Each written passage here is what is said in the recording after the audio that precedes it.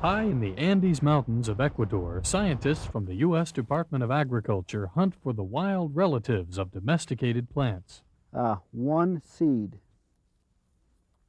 Well, it's a start. They search for precious germplasm, seeds, or other plant material that plant breeders can use to improve and sustain crop species. This is a different species I haven't seen before. Dr. Calvin Sperling of USDA's Agricultural Research Service leads this international team of plant explorers. The Indiana Jones image has often been used to describe plant exploration, and hopefully that image can be dispelled. We like to think of ourselves as scientists, and the forests and fields around the world are our laboratories. The Andes are the birthplace of many modern crops and the home of ancient species that exist nowhere else on Earth. In the spring of 1991, the Agriculture Department, in cooperation with the Agency for International Development, sent Sperling and other U.S. and Ecuadorian scientists to seek out these rare plants. Quinoa, oca, majioca, havas, a great deal of diversity in one small field. With the global change, the loss of available habitat, many of the wild crop progenitors and crop relatives are disappearing.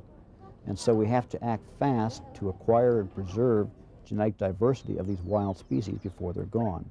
Collecting and preserving germplasm is crucial to the survival of many species and important in fighting diseases that can wipe out entire crops. We did find a nice population of wild potatoes, and our scientists are very interested in seeing how these wild species can be used to hybridize and cross with our cultivated potatoes, and hopefully to interject some useful traits from the wild into the cultivated potato.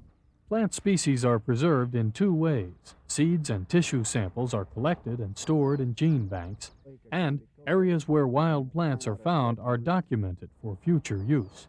Ideally, these areas are left undisturbed to help protect the delicate ecosystems where wild relatives of crops grow.